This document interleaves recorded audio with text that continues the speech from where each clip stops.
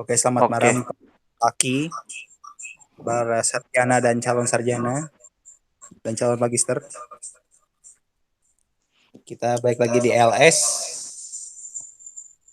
Ini LS Juni yang minggu kedua ya? Kedua di bulan Juni. hah? Minggu Terakhir ini mah? terakhir Iya, ini. kedua. Eh, Maksudnya oh, terakhir di bulan Juni LS-nya dan kedua ya? iya. Dengan tema lepas gula yang dibawakan tandem oleh saudara Ferry dan saudara Ko Kevin. Yang Ko Kevin sendiri juga sekaligus akan menjadi moderator. Monggo teman-teman saling mempersiapkan diri. Maka tanpa berlama-lama lagi saya serahkan kepada para presentator. Monggo. Oke, selamat malam semuanya. Di sini saya sebagai moderator memulai diskusi malam ini ya. Kita akan berbicara lemak dan gula dan beberapa kontroversi di dalamnya. Eh, Nanti saudara Ferry akan memberikan bagaimana kontroversi dan dasar-dasarnya bagi apa ya, lemak dan gula, apa yang dilakukan mereka dalam tubuh kita dan manfaatnya, juga resiko. Nah, nanti saya akan menambahkan dari bagaimana segi sosial dan yang lain-lainnya. Eh, Sebelumnya kita ucapkan selamat dulu bagi yang baru kemarin S1 ya. Oh, congratulations. Siapa? Yang tadi ngomong sebelum aku siapa? Akhirnya lulus juga. Terus gimana Oke, rasanya? Gak berkesan kan? ya kita tunggu aja makan-makannya dalam bentuk rupiah juga nggak apa-apa ya. Di saat Oke, pandemi gini lulus gak enak banget loh. Gak ya oke. berkesan. Fer, kita boleh mulai dulu ya. Ya, Ya, silakan. oke. Selamat malam teman-teman. Sebenarnya judul aslinya adalah dalam bahasa Inggris tuh Fat Does Not Make You Fat. Ya. Jadi kalau bahasa Indonesia ya udah nggak apa-apa, lemak dan gula saja. Nah ini kita akan bicara tentang salah konsepsi ya di dalam dunia nutrisi sebenarnya. Itu salah konsepsi ini sudah berlangsung hampir setengah abad, baru orang-orang menyadari secara luas bahwa itu sebenarnya salah. Kita mulai dari slide berikutnya. Ini apa? Tolong. Oke. Tahun 1955, Presiden US Dwight Eisenhower meninggal karena serangan jantung. Nah, pada saat itu juga tuh di Amerika kematian tuh setengah terjadi karena serangan jantung. Nah, ini akhirnya berita besar ini membuat masyarakat akhirnya memiliki perhatian khusus terhadap penyebab dari serangan jantung. Nah, muncul namanya Dr. Ansel Keys. Slide berikutnya tolong. Ya. Ilmuwan yang meramu langsung untuk tentara US muncul untuk memberikan penyebab serangan jantung yaitu kolesterol atau tepatnya LDL. Karena kolesterol LDL meningkat karena konsumsi lemak jenuh, dia menyimpulkan mengurangi konsumsi lemak akan mengurangi risiko serangan jantung. Nah, ini disebut juga diet heart hypothesis. Nah, penjelasannya dia ini membuatnya masuk sebagai sampul majalah Time tahun 1961. Informasi dari penelitian Ansel Keys untuk American Heart Association tahun 61 menganjurkan mengurangi konsumsi lemak jenuh. Jadi dari anjuran menjadi sebuah anjuran resmi. Tahun 1977, Komite Senat yang dipimpin oleh George McGovern mempublikasikan Dietary Goals for United States. Ini nanti jadi cukup besar yang berisi anjuran untuk mengurangi daging merah, telur, dan produk hewani untuk diganti dengan kalori dari buah, sayur, dan karbohidrat. Oke. Hari ini berkuat lagi dengan USDA tahun 1980 mengeluarkan anjuran pangan resmi yang berisi pengurangan konsumsi kolesterol dan lemak dalam bentuk apapun. Lanjut.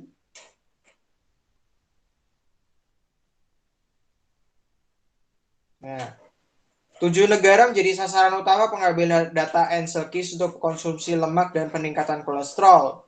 US, Jepang, Italia, Yunani, Yugoslavia, Finlandia, dan Belanda. Studi ini disebut juga Seven Countries Study dan dikutip jutaan kali,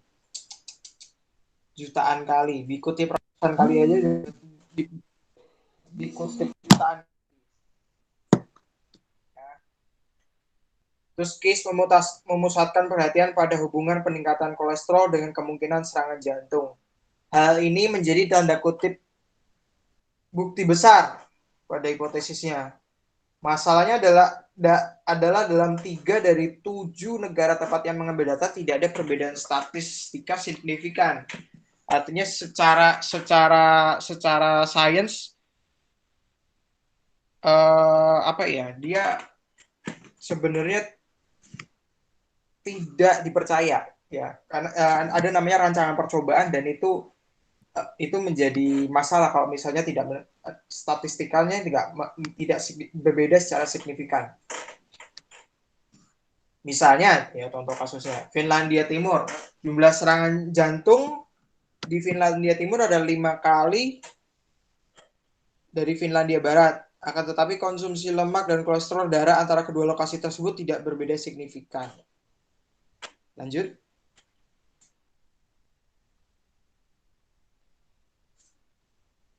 Bentar ya, saya bentar ini kayak digangguin sama chat bentar. Aduh, bentar ya.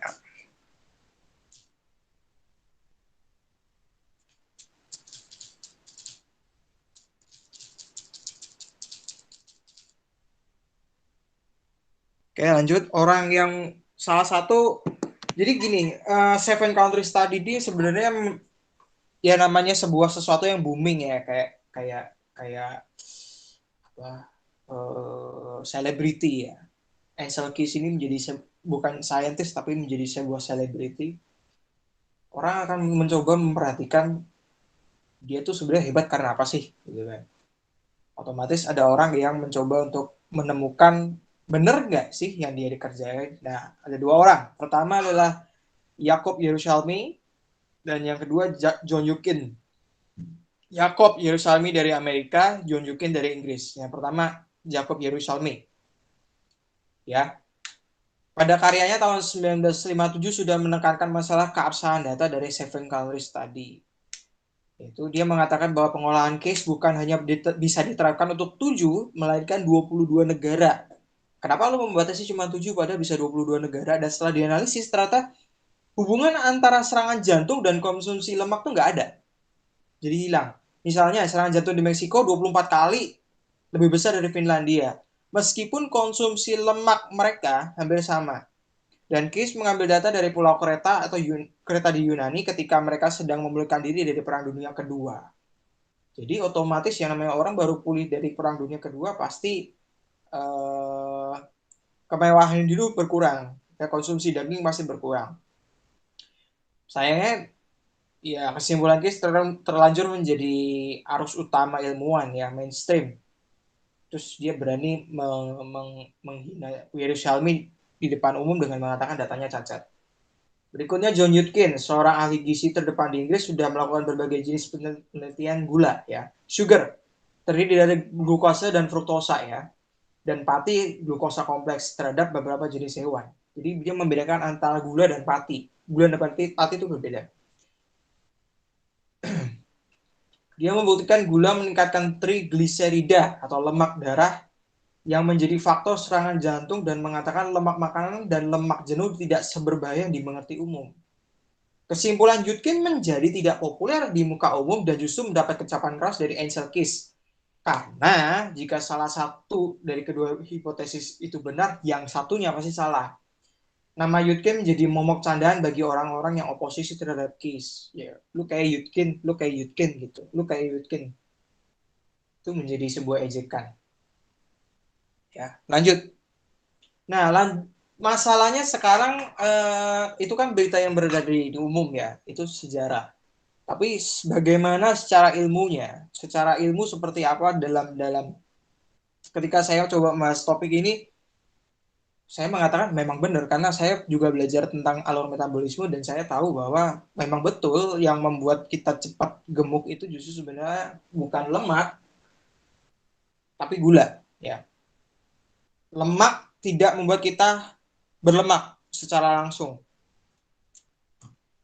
Pencernaan lemak tuh dimulai dari usus 12 jari atau duodenum ya di permulaan usus halus.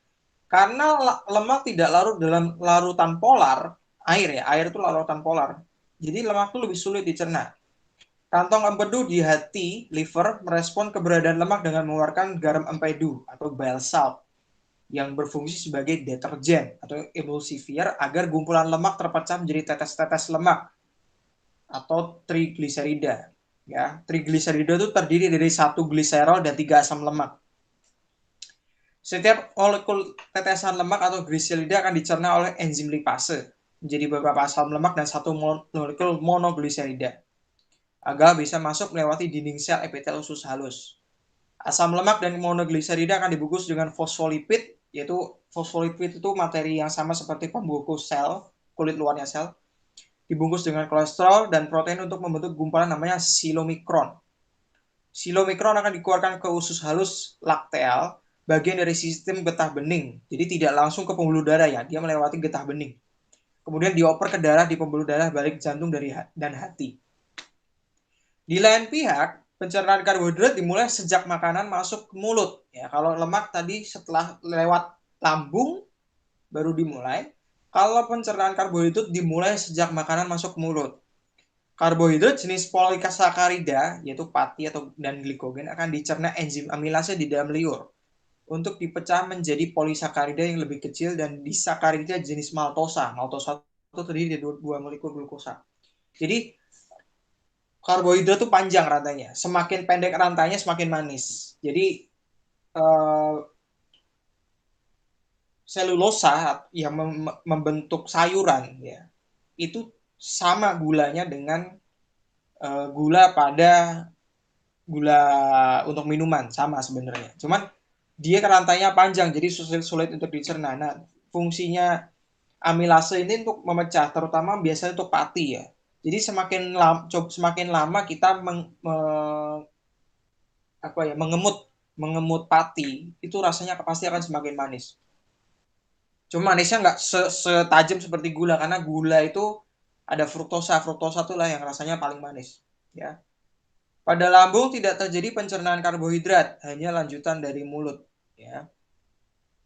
Dan berlanjut di usus 12 jari, di mana pankreas mengeluarkan, slide-nya. Dan pankreas mengeluarkan amilase lagi, ya. Jadi amilase dikeluarkan 2 kali. Ya. Untuk termasuk bikarbonat ya. Bikarbonat itu nanti untuk menetralisir asam lambung dan enzim-enzim lain. Oke, benar di situ slide-nya. Untuk mencerna polisakarida kecil menjadi disakarida. Ya, dari awalnya polisakarida dicacah jadi disakarida. Dari banyak jadi 2, kemudian dari disakarida menjadi monosakarida. Di itu 2, mono itu 1. Jadi dari banyak menjadi 2 menjadi 1. Dicacah terus, oke? Nah, itu monosakarida seperti glukosa, fruktosa, dan galaktosa itu bisa langsung masuk ke dalam darah.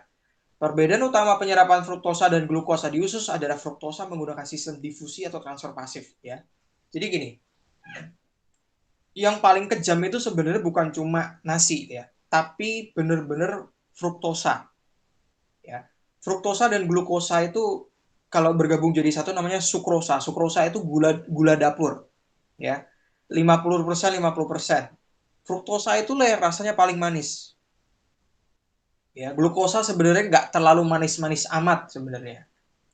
Ya. Nah, tapi di antara 2 molekul ini walaupun sama-sama monosakarida tapi penyerapannya beda, ya. Fruktosa itu melalui sistem difusi. Berarti tidak butuh energi, ya. Sedangkan kalau untuk buat Anda ya pemahaman, glukosa itu masuk ke dalam darah kita, masuk ke dalam sel kita itu menggunakan ATP, menggunakan energi. Ya, jadi tubuh membutuhkan investasi energi untuk mendapatkan glukosa masuk ke dalam sel. Ya, karena glukosa melawan gradien konsentrasi, artinya di dalam sel tuh lebih banyak glukosa ketimbang dari luar. Makanya harus dimasukinya harus dengan secara paksa menggunakan energi. Tapi fruktosa berbeda. Fruktosa itu konsentrasinya pasti lebih tinggi di luar sel ketimbang dari dalam sel. Makanya masuknya juga pakai sistem difusi. Singkatnya ya, molekul yang masuk ke darah yang tercepat adalah fruktosa, kemudian glukosa, baru lemak. Ya. Tubuh merespon kenaikan gula darah dengan hormon insulin. Ya, jadi kalau begitu gula darah naik itu emergensi. Tubuh harus menggenjot hormon insulin. Dan gini, ada dua cara. Tubuh merespon kenaikan gula darah dengan hormon insulin. Kalau gula darahnya turun, pakai hormon glukagon. Ya. Insulin menurunkan gula darah dengan cara meningkatkan penyerapan gula sebagian besar sel tubuh, kecuali otak ya. Kalau otak tidak perlu menggunakan insulin. Ya, karena otak tuh kerjanya 24 jam.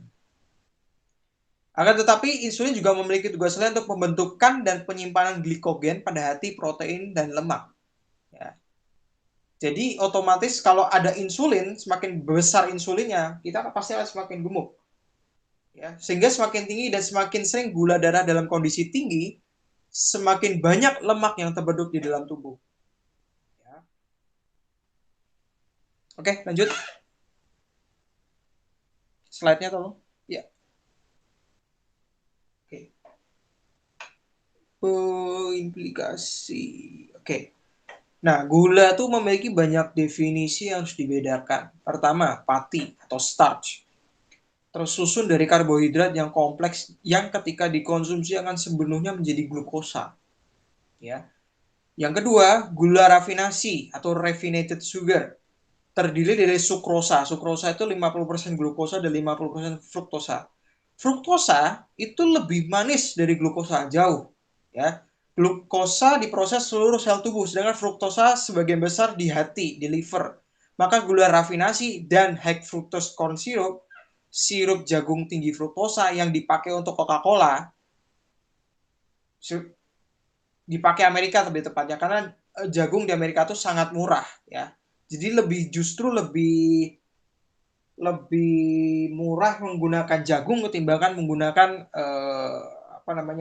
sugar cane. Sugar cane itu apa? Tebu, ya. Itu persempat jadi itu bisa dibahas lagi di konspirasi lain di mana US punya corn syrup, Meksiko punya yang namanya sugar cane atau tebu, ya. Itu perang dagang sebenarnya. Nah, gula rafinasi itu akan membuat liver bekerja lebih berat, memompa insulin lebih banyak, mengubah gula menjadi trigliserida atau lemak lebih banyak, dan akhirnya memupuk kekebalan tubuh terhadap insulin. Ya. Apabila tubuh sudah kebal terhadap insulin karena sering disuntik insulin dalam jumlah tinggi oleh pankreas, pasti jadi diabetes tipe 2. Ya. Nah, industri gula dan makanan manis memang sengaja membiayai para ilmuwan pada tahun 1960-an untuk melakukan penelitian yang membuktikan gula tidak berbahaya dan sebaliknya memusatkan perhatian terhadap lemak. Penolakan terhadap lemak, ya, yang tadi tahun Dietary Goals for United States tahun 1977, yang tadi kita bahas di awal, menyebabkan industri makanan membuat versi makanan yang low fat, versi rendah lemak atau low kalori. Aneh kan? Tetapi meskipun kalori totalnya berkurang, industri-industri tersebut mengganti lemak yang dikurangi dengan gula yang lebih banyak. Ya.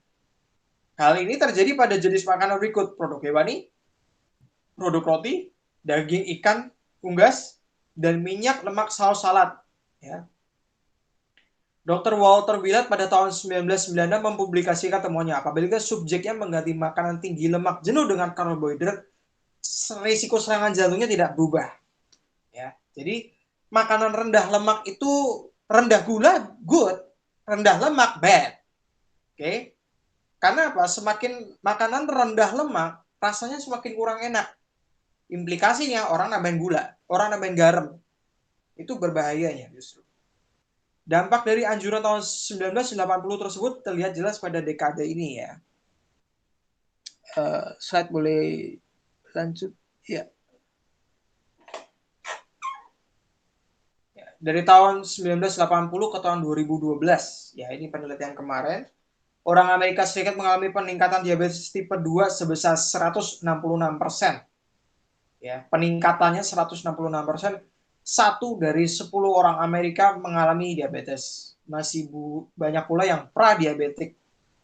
Meskipun jumlah kematian karena serangan jantungnya berkurang, ya kematiannya berkurang karena kemajuan teknologi, ya bukan karena tidak sakit jantung, tapi karena berkurang karena orang tidak jadi mati karena misalnya bypass. Ya. Tetapi penyakit kardiovaskuler tetap pembunuh nomor 1 di Amerika Serikat dan sepertiga dari orang Amerika Serikat mengalami obesitas. Oke. Amerika Serikat ya walaupun panutan kita semua menjadi negara paling tergemuk di dunia, salah satu negara paling tergemuk di dunia.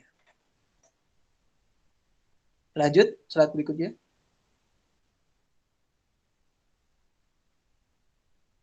Ya, oke. Tidak hanya diabetes ya, risiko kanker juga dapat meningkat karena konsumsi gula. Resistensi insulin terjadi pada orang yang terkena diabetes, maka pankreas harus memproduksi lebih banyak insulin agar sel-sel tubuh bisa merespon ya. Nah, jadi tubuh pankreas harus selalu melewati ambang batas resistensi insulin. Menurut investigasinya Gary Taubes, hal inilah yang menjadi sebab peningkatan risiko kanker. Jadi mulai dihubungkan ini, kalau tubuh kelebihan energi yang disebut ada gula darahnya terlalu tinggi, lemak darah terlalu tinggi, pasti ada sel yang awalnya tidak bisa tumbuh jadi tumbuh. Ya. Hubungan antara obesitas, diabetes, dan kanker pertama dilaporkan oleh WHO tahun 2004. Risiko kanker lebih tinggi pada individu dengan sindrom metabolik, seperti diabetes, salah satu sindrom metabolik itu seperti itu. Insulin dibutuhkan sel tumor untuk berkembang biak. Yaitu risetnya Craig Thompson membuktikan hal ini. Kemudian hasil riset Lewis Canley mengatakan sel tumor didorong oleh faktor yang menyerupai atau meningkatkan efek insulin.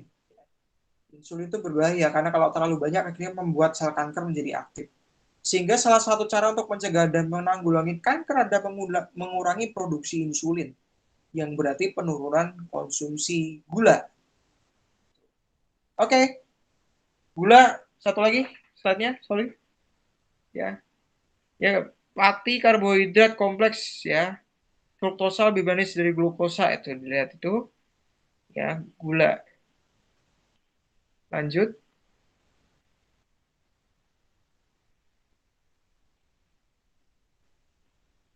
Nah, ini informasi tambahan dari Kevin juga.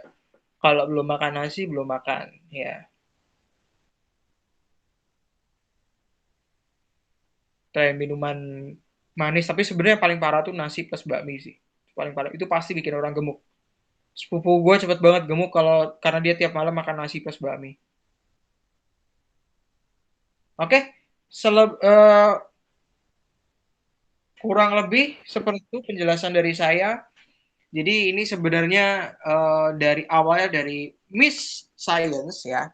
Ketika science digunakan dengan tidak baik ya, sainsnya tidak sempurna, itu menjadi sebuah pembodohan masyarakat ya, secara tidak sengaja.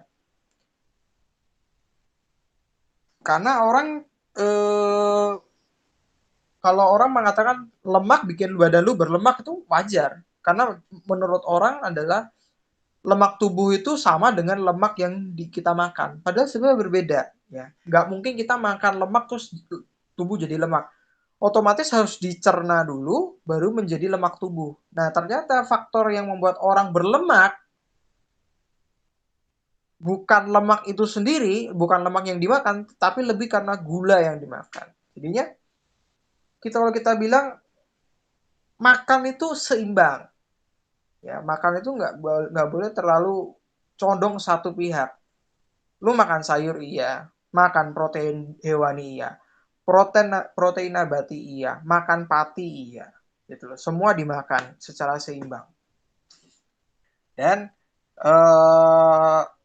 orang-orang yang belajar tentang metabolisme tidak banyak ya. Ini juga sesuatu yang saya pelajari secara intensif baru setelah masuk ke jadi mahasiswa biologi. Kalau enggak pasti nggak akan tahu tentang hal ini. Ya. Molekul yang paling cepat diserap tubuh justru fruktosa. Glukosa kemudian protein, baru lemak. Gitu. Oke, teman-teman silakan. Saya kembalikan ke Kevin. Oke. Tadi agak ada salah ini ya. Salah tempat di ini ya. Urutannya. Di yang gulanya tadi terakhir. Tapi nggak apa-apa, itu tetap jadi informasi kok. Gua kan jelasin di awal tadi. Karena itu. Ya, sorry juga tadi banyak miss karena koordinasi sama ini ya terbentur masalah sibuk. Aku setor dari Selasa, baru dibuka kemarin ya, Fer. Iya, mohon maaf, kantor gue memang rada-rada ini. Aku juga Bener-bener bikin pulang. Ini slide-nya lama juga sih, seminggu ya. Cukup hampir seminggu Iya. itu. Udah jangan bahas aib nggak di editnya. Ya, apa namanya? Alfon, kalau bisa di ini lagi ya. Sorry ini hujan rada berisik ya jadinya ya. Iya, ya, apa namanya? Dinin lagi dong, share screen-nya nggak apa-apa kalau bisa. Kalau ya, oke. Ada yang ini nggak sebentar? Apa? Ada pertanyaan atau mau nambahin? Atau mau dimulai dari tadi ada pertanyaan Mose ya? Kita pertanyaan Mose, mana di pertanyaan Mose? Aku mau sekalian deh nyambung soalnya. Oh iya udah. Yang tadi saya itu apakah gula buah dalam artian yang bikin manis buah itu loh. Dan gue pernah mendengar juga kalau makan buah itu sekalipun buah-buahnya manis sebanyak apapun nggak akan bikin lu diabetes. Nah itu penjelasannya gimana? Apakah benar atau enggak? Nah itu gimana? Itu. Thank you. Oke, gue jawab ya. Kalau buah-buahan, sebenarnya buah-buahan itu tetap buah-buahan yang alami ya, bukan buah-buahan yang super manis. Karena kebanyakan buah-buah zaman sekarang tuh misalnya anggur ya, itu diambil varian yang paling tinggi rasa manisnya, fruktosanya. Tapi sebenarnya kalau gula secara alami yang ada di alam, gulanya nggak setinggi itu. Kemudian gula yang ada di buah itu gula kompleks, ya, bukan satu jenis gula. Dia ada glukosa, fruktosa memang, cuman tidak apa ya namanya ya, karena dia termasuk plant matter kan, dia kan termasuk materi tanaman ya. Kecepatan pencernaannya nggak secepat kalau kita makan kue-kuean, biskuit-biskuitan yang terdiri dari full karbohidrat, apalagi yang untuk minuman manis ya, nggak secepat itu. Ya meskipun orang betul mengatakan lu sebanyak apapun makan buah lu nggak bakal sampai diabetes, oke. Tapi seberapa banyak buah yang pengen kamu makan sampai kamu enak? Beda dengan kemampuan kita untuk makan makanan manis, ya. Kemampuan kita untuk makan dessert, minum minuman manis, ya. Karena gula di dalam buah itu pasti nanti akan apa ya namanya ya, terblok dengan airnya di dalam buah, terblok dengan pati di dalam buah, jadi pasti lama-lama enak makan buah. Tapi beda sama lu minum Thai tea terus-terusan, minum Coca-Cola terus-terusan, lu nggak bakal pernah merasa enak. Ada caranya sih sebenarnya. Contohnya kalau Coca-Cola tuh pakai asam sorry, bukan hipoklorit, asam fosfit, ya, mencegah supaya kita nggak enek. Ya. Jadi ada dua hal. Pertama, makanan gula itu membuat kamu makan lebih banyak daripada makan buah. Jadi otomatis kalau ditanya apakah buah bisa ikut berbahaya, iya kalau makannya berlebihan. Tapi secara dalam kenyataan tidak ada manusia makan buah berlebihan. Yang ada justru makan gula berlebihan. Begitu.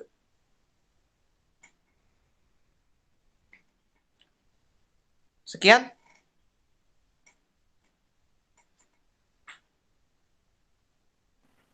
Ya, gimana, Muse?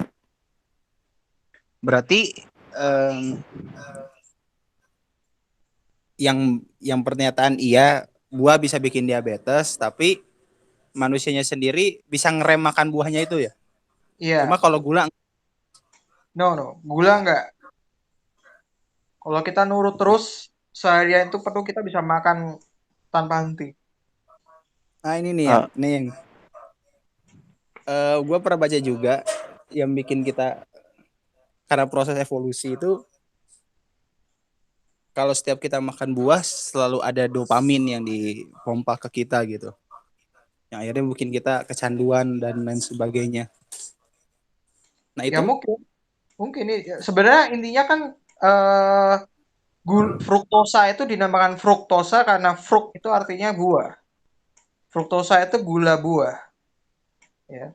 Jadi memang sumber utama alaminya fruktosa itu adalah di buah-buahan, di tebu, ya. Dia pasti rasanya manis. Otomatis kita memang butuh itu karena otak pertama butuh ya. Otak kita butuh gula. Jadi sebenarnya dopamin itu membuat kita merasa senang, merasa kecanduan ya karena ada efek dopamin itu.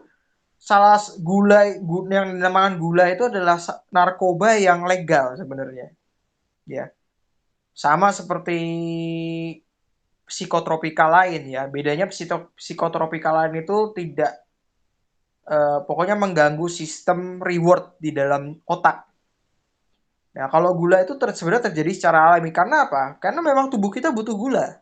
Itu nggak bisa dibungkiri. Ketika kalian minum kopi pagi-pagi karena ngantuk misalnya, orang kalau ngantor biasanya atau di kuliah kalau nggak ada kopi nggak jalan. Itu karena kopi, itu bukan karena kopinya. Mohon maaf, itu karena gula kopinya. Karena kalau kalian minum kopi pasti pakai gula. Kopi, kafein itu gunanya memblok sensor yang membuat kamu mengatakan kamu capek. Sinyal capeknya dihilangin. Bukan bikin orang bangun, itu salah. Yang bikin orang bangun itu gula. Jadi kalau gula digunakan dengan baik, itu sebenarnya sangat poten. Jadi setiap kali kita udah mulai rada ngantuk ya, minum gula sedikit seruput gitu, biar pokoknya muka terang lagi matanya. Energy drink contohnya, seperti Kuku Bima yang M150, Kreating Deng, itu mereka adalah kumpulan gula plus kafein. Jadi bikin matanya nyala, karena dia manis kan, bikin mata nyala. Terus rasa capek di blok. Yaitu kalau terlalu banyak minum kayak gitu pasti efeknya ke ginjal. Kasihan, ginjalnya kena kafein itu. Terlalu konsentrat kafein, bukan kafein kopi yang alami.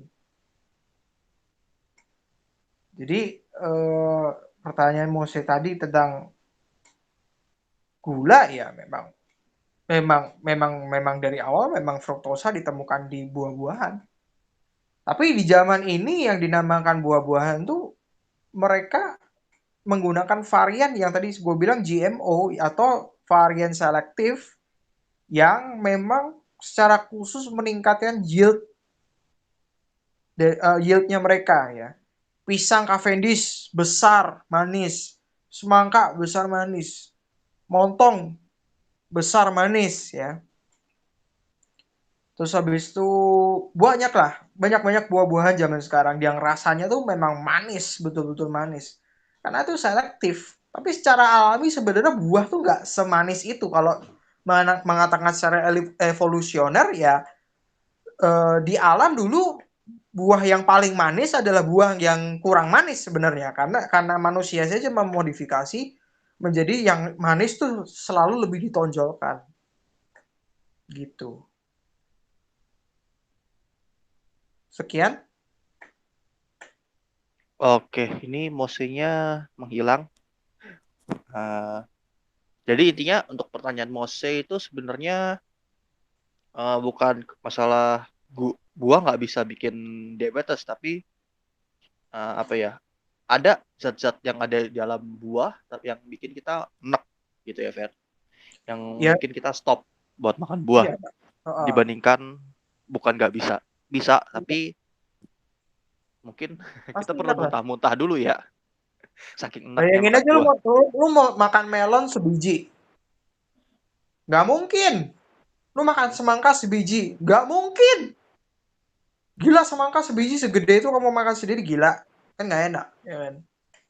Terus misalnya makan apel. Pasti apel tuh banyak gasnya loh. Pasti habis itu geregean itu. Anggur Apel tuh makan makan terlalu 3 banyak aja pasti. udah rasanya kenyang. Iya. Nggak mungkin orang bisa sampai makan sebanyak itu. Oke. Yang lain gimana? Ada ini atau mungkin ada yang pernah dapat apa soal gula dan lemak? Info-info apa bisa di-share di sini? Nggak cuma yang ini aja ya. Soal kolesterol juga boleh. Sebenarnya gue berharap ada perempuan yang ikut nih, biar tips-tips diet sebenarnya. Iya. Cowok juga sebenarnya butuh itu. Tapi kalau cowok kan pengalihannya bisa banyak, lebih gampang gitu untuk itu ya. Iya, Pembentukan otot dia lebih ini. besar ya. Jadi sebenarnya yang bikin kita gemuk itu nggak cuma lemak di bawah kulit, tapi lemak yang bukan lemak ya, simpanan energi di dalam otot itu namanya glikogen. Jadi kalau otot kita terlalu banyak lemak di dalam tubuh, ya ototnya makin makin besar. Tapi besar bukan karena protein, tapi karena glikogen. Oh iya, jadi ini deh Fer. Jadi sebenarnya lemak sama gula atau protein tuh pada ujung-ujungnya kalau untuk disimpan apakah kelihatannya kalau tadi dari grafik hasilnya jadi sama ya? Ya, coba balik ke grafik tadi. Grafik nomor apa dua ya? Iya, atau yang pertama aja Ya mungkin ya? itu, Yang jalur pertama pencernaan, aja. betul. Ya. Nah, ujung-ujungnya kan jadi apa Jalur, tuh asetil ya? Semuanya itu semua protein, jadi karbohidrat. acetyl-CoA. Betul. Semua itu yang paling pertama itu ya. Yang warna biru itu adalah kotak warna biru itu adalah glikolisis. Ya. Pencernaan menjadi gula, penghancuran gula menjadi monomer. Masuk ke acetyl-CoA dan kemudian loncat ke siklus Krebs. Nah, semua orang pasti ujung-ujungnya ke arah siklus Krebs. Setelah siklus Krebs baru transfer elektron, tapi transfer elektron bentuknya sudah energi. Di siklus Krebs ini ya semua diterima akhirnya. Tapi kita bisa lihat yang paling cepat dicerna, yang paling cepat masuk ke darah itu adalah dari karbohidrat. Itu yang membuat sebenarnya yang membuat kita diabetes itu adalah bukan berapa besar gula darah kita sebenarnya. Ya, insulin itu membuat kita diabetes itu kan adalah insulin ya, genjotan insulin. Nah, genjotan insulin itu terjadi bukan karena gula darah kita tinggi, tapi karena gula darah kita cepat naik, cepat tingginya. Kalau dia naiknya bertahap, insulin juga bertahap gitu loh. Tapi ketika kita langsung minum atau makan makanan yang manis, tuh gula darah kita langsung naik ke atas. Nah, itu baru pasti insulin digenjot gede-gedean. Begitu.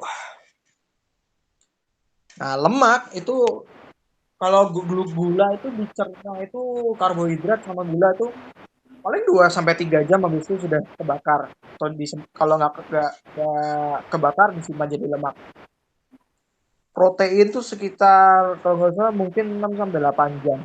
Kalau lemak itu bisa berjam-jam. Lemak itu bisa sampai sampai besok 12 jam lebih lah. Gini, Makanya kalau pakai bahasa gampangnya berarti kalau kita yang kita bilang lemak itu sebenarnya kan simpanan energi yang berarti itu sumbernya bisa apa aja, dari protein bisa, karbohidrat bisa, bahkan dari lemak pun bisa gitu. Jadi Ya. apa ya, nggak cuma Nggak.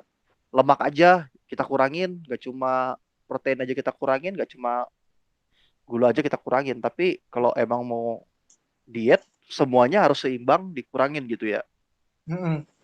Dan mungkin kita lihat kebiasaan kita juga, konsumsi kita paling banyak apa, ini tuh yang diutamain untuk dikurangin. Iya. Ya kalau di zaman ini ya paling paling tinggi ya biasanya soda, orang udah nggak begitu banyak suka soda sih. Thai Imbasnya ke tea, Thai tea sama boba. Ya udah. boba. Dulu dulu waktu gua kuliah ya, kalau lagi gak ada duit, terus habis itu gue juga nggak keluar kemana-mana, cuman siang pagi kuliah, siang habis itu gue di perpus ya, paling sampai perpus jam misalnya gue setelah makan siang,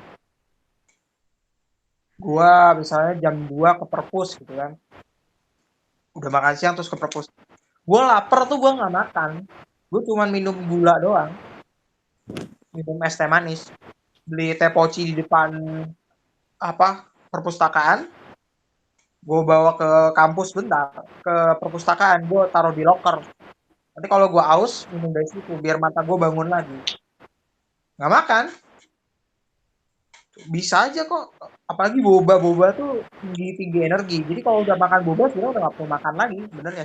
Sebenarnya ya, Normalisasi boba untuk makan siang. bisa jadi. Cuman inget ya, yang namanya kita makan gula itu makan kalori kosong. Ya, kalori kosong tuh maksudnya gini, tubuh kita terbentuk dari protein.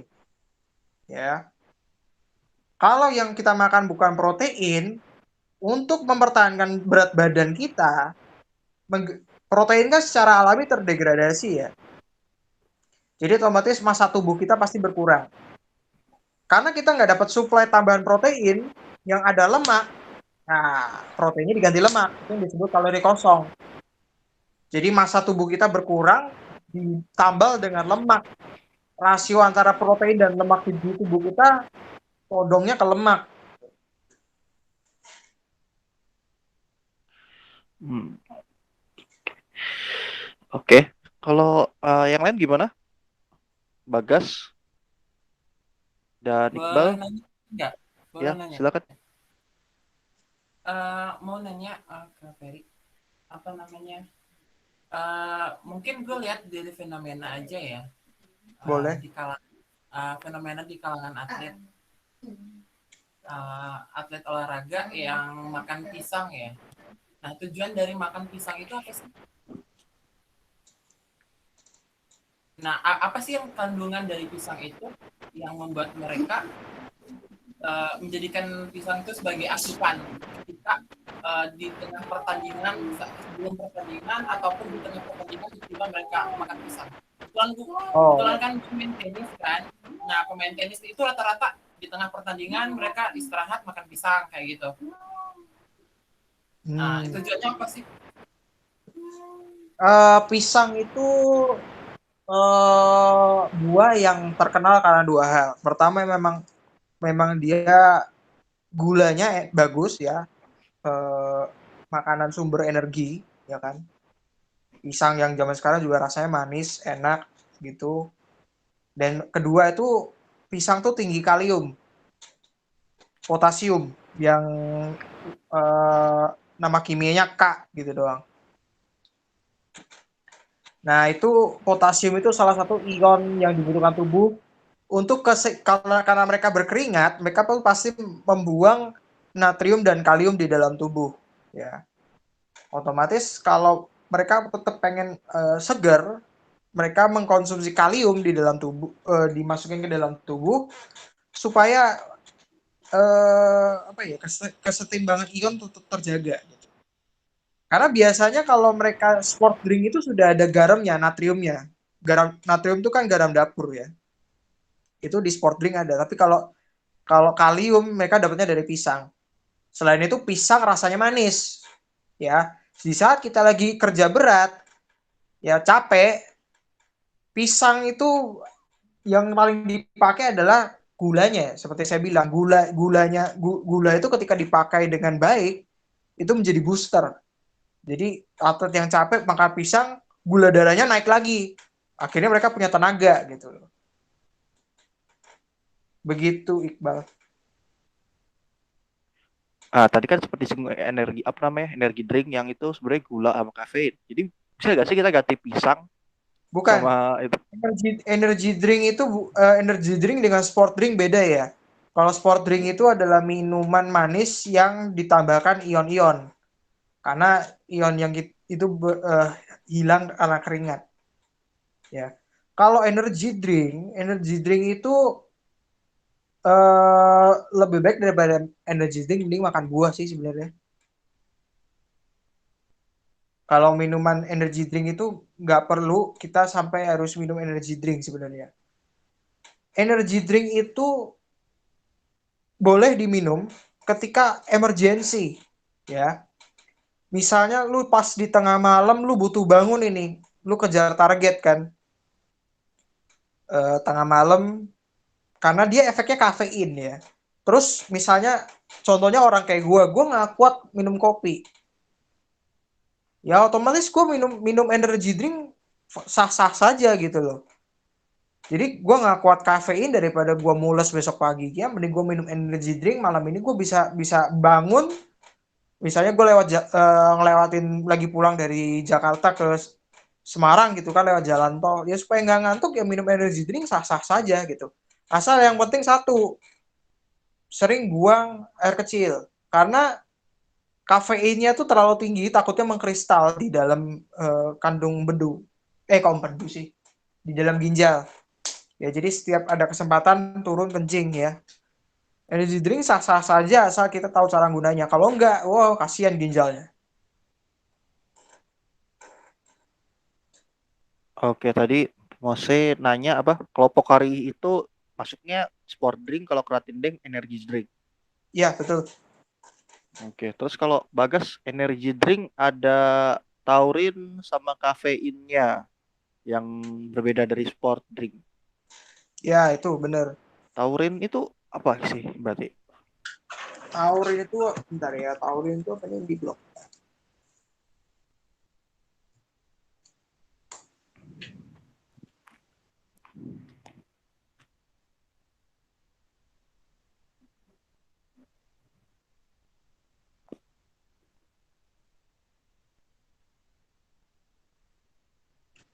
Iya, taurin memang betul energy drink. 1000 mg per serving, tinggi juga tuh. Itu masih dipelajari lagi sih kalau taurin. Oke. And toxicity ya. Ini dia. Kenapa butuh taurin ya? Taurin itu punya potensi untuk menstimulasi hipotalamus ya. Hipotalamus berarti yang di dalam otak. Sama sih tujuannya untuk bikin orang bangun gitu loh.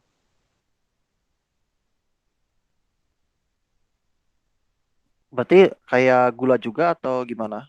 Tapi sebenarnya nggak terlalu ngaruh sih sebetulnya.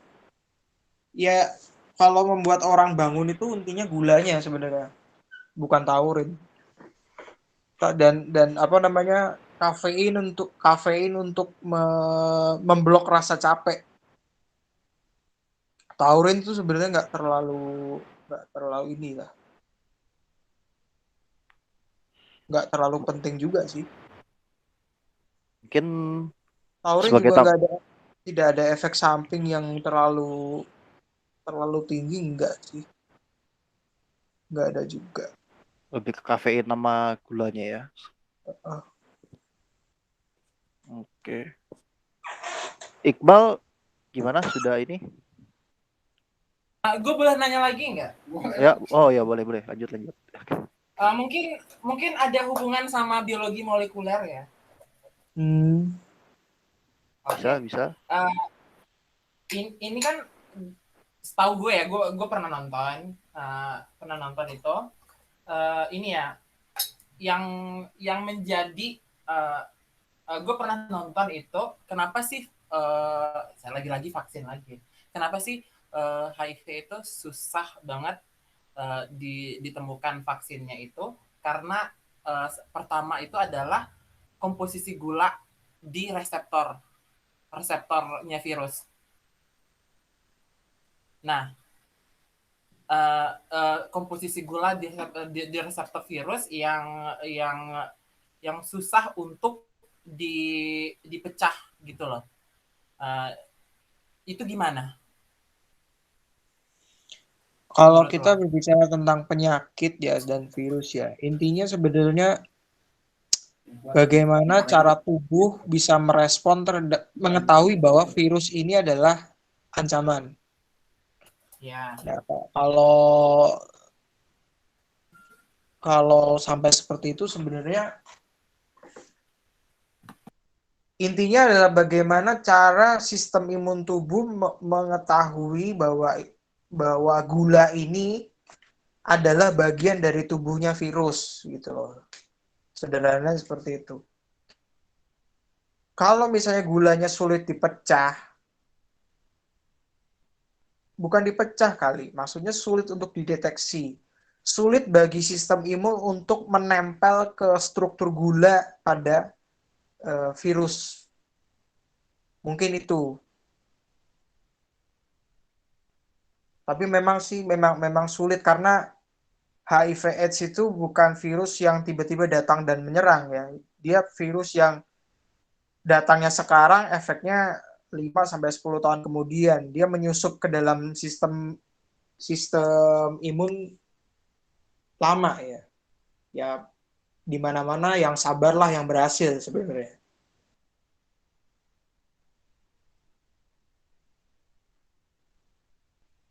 Termasuk penyakit. Penyakit yang sabar itu ya penyakit yang berhasil. Termasuk COVID. COVID itu salah satu penyakit yang sabar. Nunggu 2 minggu baru ketahuan.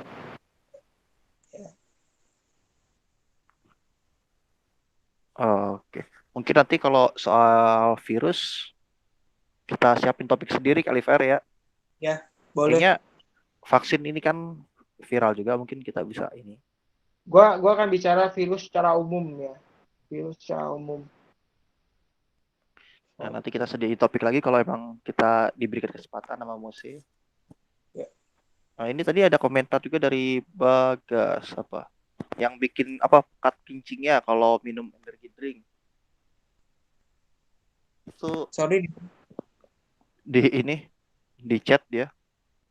Kencingnya jadi pekat kalau habis minum energy drink.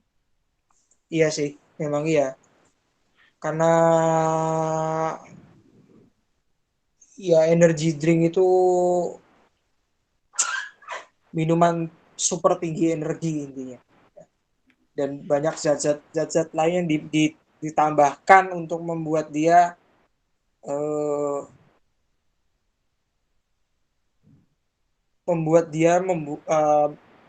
tubuh seolah-olah merasa punya energi.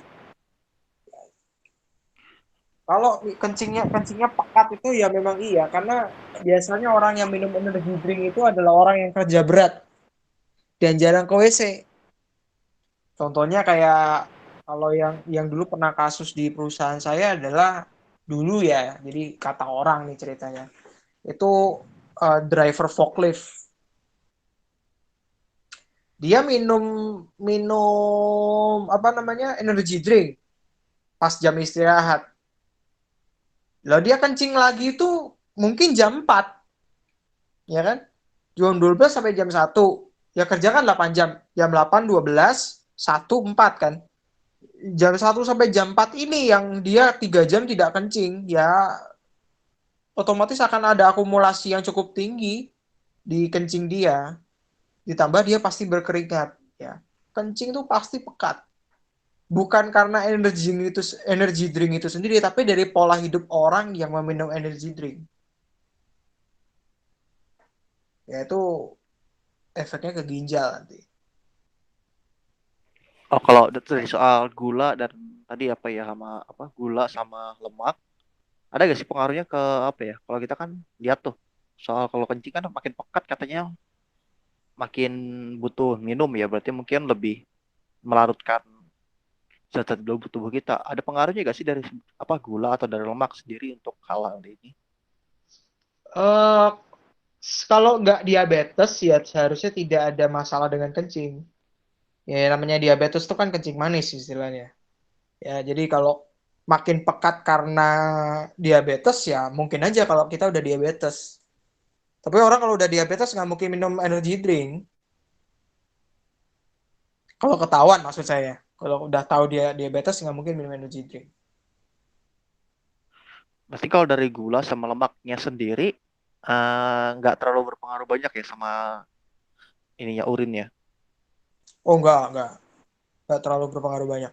Intinya masalah urin itu you drink a lot, piss a lot gitu loh. Minum banyak, kencing banyak gitu. Jangan jangan minum doang nggak kencing. Masalah itu. Soal Makanya kepekatan lu juga ya, berarti zat-zat yang dalam. iya, iya. Jadi gini, kalau kan di kandung kemih kita penuh, ya, jadi kan dari kandung kemih sampai ureter kan. Jadi dari ginjal air kencing turun lewat ureter baru ke kandung kemih kan. Nah, kalau kandung kemihnya penuh kita baru merasa pengen kencing.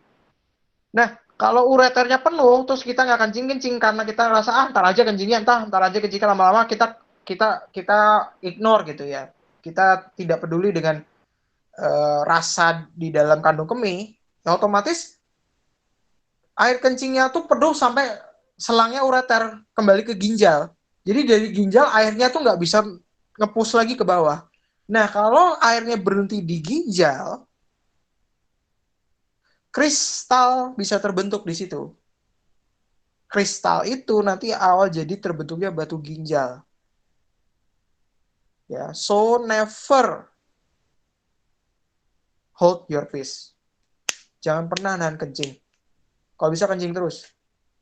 Yang paling penting itu sebenarnya bukan minumnya, yang paling penting itu kencingnya.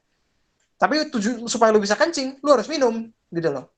Ya kan? Logikanya gitu. Jadi lu kalau jalan-jalan sama gue ke mall jangan jangan berharap nggak kencing. Gue pasti kencing 2-3 kali tuh kalau ke mall. Jadi 5 jam ke mall gitu kan. Gue masuk mall udah kencing sekali. Sebelum makan kencing. Sebelum pulang kencing lagi. Gue hobinya kencing. Nah, karena gue kenapa konsekuensi dari gue minumnya banyak gitu loh. Itu. Tapi biasanya, yang biasanya orang jarang kencing itu orang yang kerja berat, satu. Yang kedua, olahraga. Wah, kalau orang udah gak olahraga karena dia merasa airnya sudah keluar lewat kulit, ya kan? Orang berkeringat. Jadi, kandungan air di dalam kandung kemih berkurang. Tapi bukan berarti nggak kencing, harus kencing. Karena apa? Semakin kurang kandungan air di dalam kandung kemih, semakin pekat. Ya makin bahaya, batu kencing bisa jadi di situ gitu.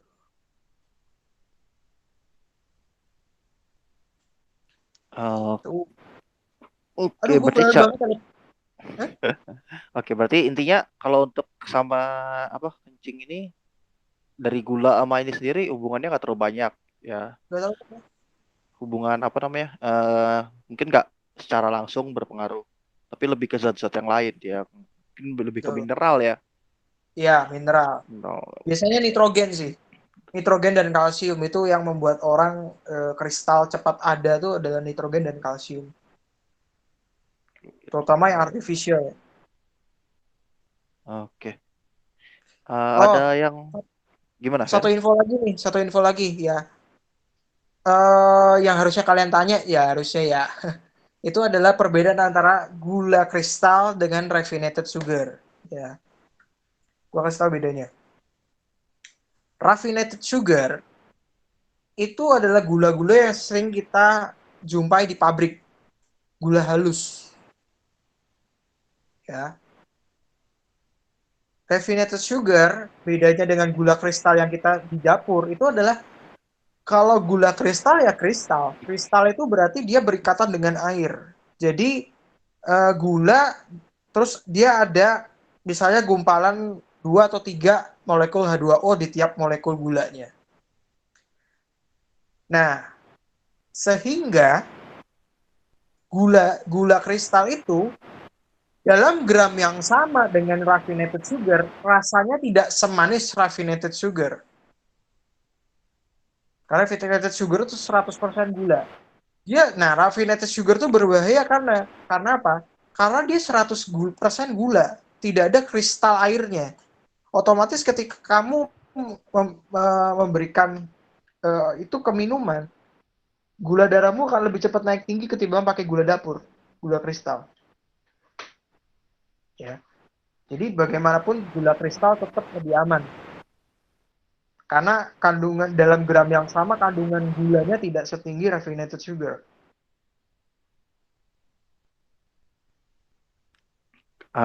Kalau di gula kristal nggak 100% gula, berarti ada apa lagi di situ, Fer? Ada air. Kristal itu kan artinya molekul yang berikatan dengan air dan bentuknya padat. Contohnya C6H12O6. O5 atau O6 lupa ya. Itu kan gula, molekul gula. Ditulisnya titik 2H2O atau 3H2O begitu. Jadi dia berikatan dengan air. Kristal itu adalah air, ada airnya di situ. Air tapi bukan dalam bentuk bukan bentuk cair tapi dalam bentuk padat. Otomatis kalau lu timbang, karena yang satu ada airnya, satu enggak, ya otomatis kandungan gulanya lebih besar di tempat yang tidak ada airnya gitu loh. Yang murni 100% gula ya? Ya, sedangkan yang satu mungkin 30%-nya air.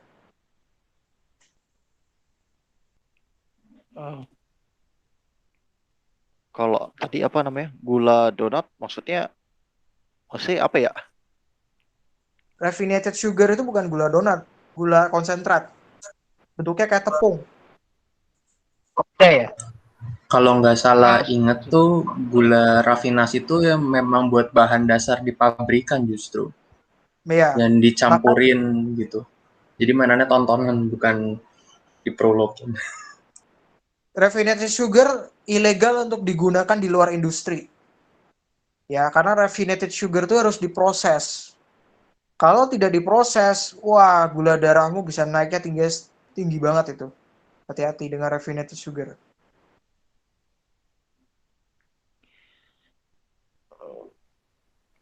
Ya tadi Mose? Gua mau ini deh. Ini Mose. Oh, ya.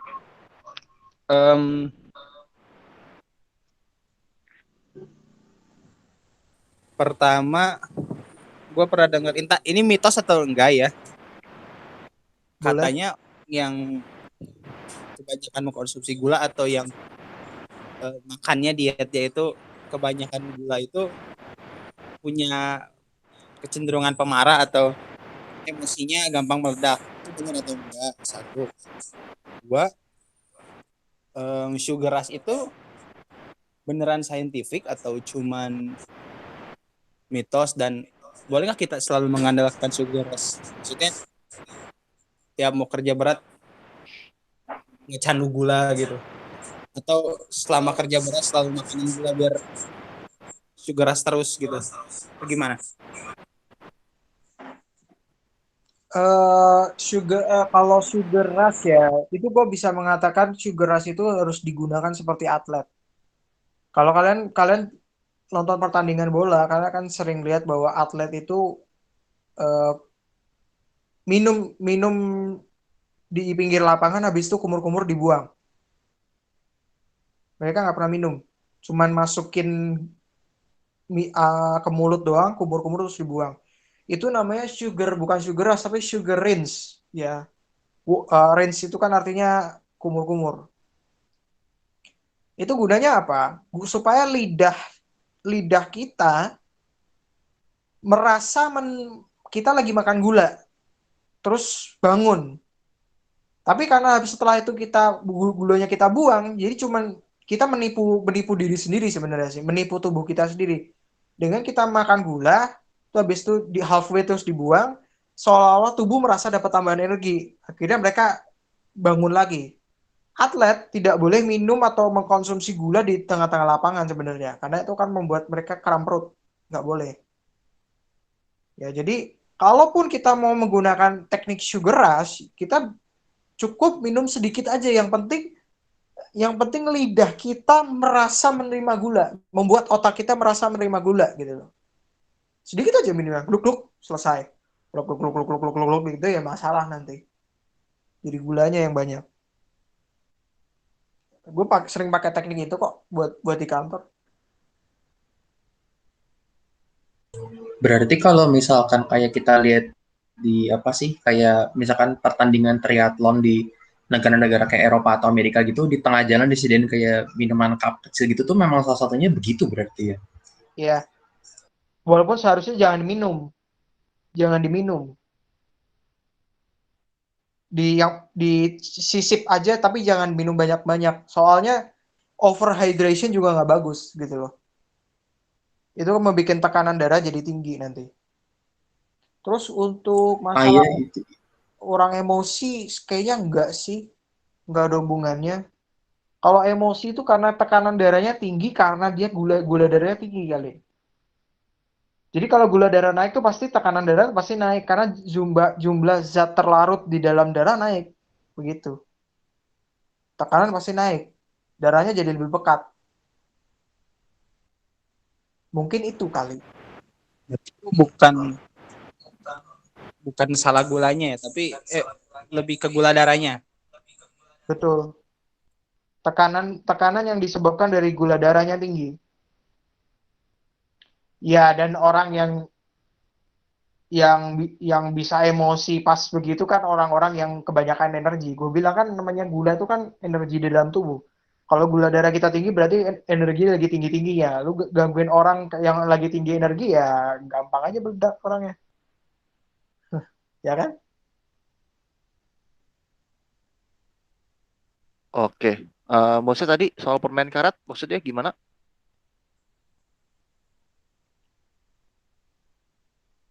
Maksudnya? Kan tadi sempat bahas yang energi itu hanya si gula itu hanya sebatas di lidah gitu. Nah, gue kepikiran apakah permen karet itu menggunakan konsep yang sama. Ya, bisa jadi. Kalau di dalam pikiran gue itu masuk akal.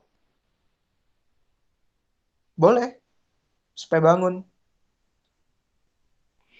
Tapi kalau permen karet kan lama-lama gulanya larut tuh, jadi kan makin tawar. Ya berarti kita masukin gula doang dong, tapi zat yang lainnya enggak gitu. Ya, itu kan namanya juga permen, bro. Tujuannya permen apa, Makan, bro? makan gula. Iya. Tapi jauh lebih baik daripada ngerokok. Oke.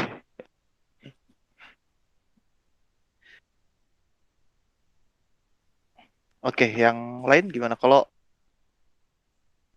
ini Henry mungkin berdatang punya ini apa pertanyaan nggak soal gula dan lemak? Oh iya, gula dan lemak gitu. Sebenarnya gula yang baik untuk orang itu ada nggak sih gitu? Maksudnya apakah semua gula itu jahat atau semua gula itu baik gitu atau apa harus ada proporsi tertentu gitu untuk ya kalau gulanya nggak baik ya bolehlah sedikit sekian gitu. Nah itu ada nggak hal semacam itu? Begini. Di semua jenis substansi yang masuk dalam tubuh menjadi berbahaya kalau berlebih. Jadi kalau tidak berlebih ya tidak ada masalah. Ini kan yang dibahas karena lifestyle kita di era modern ini lifestyle yang sangat industrial dan makanan proses, ya kan, sebuah industri otomatis semua menjadi berbahaya karena orang dengan mudah mengkonsumsi secara berlebihan. Sangat mudah di era ini untuk mengkonsumsi sesuatu secara berlebihan. Begitu. Oh iya, soal lifestyle gini, kita kan pandemi ini kan biasanya cenderung di rumah dan konsumsi otomatis meningkat. Berarti konsumsi gula dan lemak juga meningkat ya. Kalau untuk dari situ sendiri, enaknya gimana gitu ya hidup kita gitu. Kalau soalnya apa ya?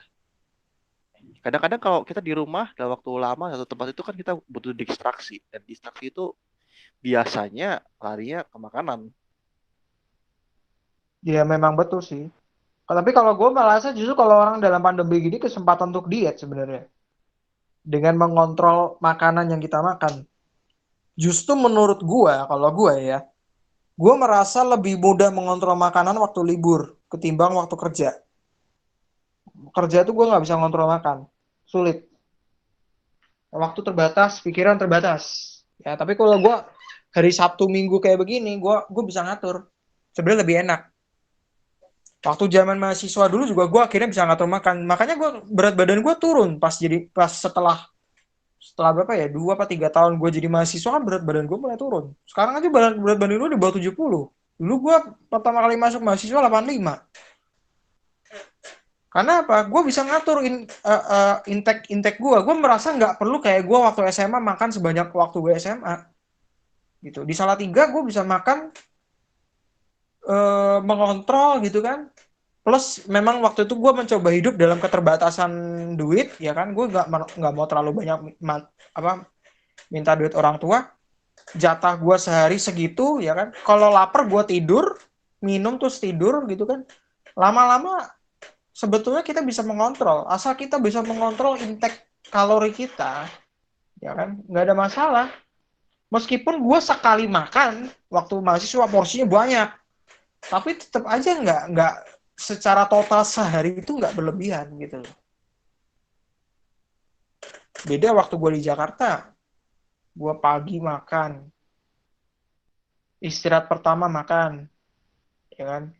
Rada siang kalau lapar makan lagi. Sore udah sampai rumah itu di atas jam 7 makan. Dan kebanyakan karbohidrat gue inget. Ya karena SMA juga butuh tenaga banyak sih sebenarnya kan untuk beraktivitas. Tapi lifestyle waktu SMA itu gue udah tinggalin. Gue nggak seneng makan terlalu banyak begitu. Sekarang gue malah kalau misalnya gue istirahat jam istirahat kantor, gue mau makan tapi paginya gue udah makan nasi uduk misalnya apa nasi kuning. Itu gue sampai siang tuh nggak lapar loh. Makan aja ogah gue. Jadi lama-lama sebetulnya kita bisa mengontrol sendiri di era postmodern ini. Cobalah kita lebih sensitif terhadap tubuh kita sendiri. Orang kalau di zaman dulu tuh mengatakan kalau badan lu sensitif amat sih itu tanda kelemahan. Tapi sebenarnya enggak. Semakin kamu sensitif terhadap tubuhmu sendiri itu semakin bagus. Jadi ketika kamu sedikit kenyang, kagak gue masih kenyang gitu. Kalau dulu kan dianggap sebuah sesuatu yang tabu karena kita menolak kan. Tapi kalau misalnya kita ditawarin, ya paling cuma ambil sedikit untuk formalitas aja gitu. Habis itu, gue masih kenyang gitu. Kita coba untuk mengontrol diri. Pasti berat badan kita nggak perlu berotot kan. Kita kan bukan tidak semua orang pengen berotot. Semua orang ingin dalam berat badan ideal. Nah, bagaimana secara alami tubuh kita menjadi turun ke berat badan ideal itu? Ya, kontrol lah jumlah kalori yang kamu makan gitu loh.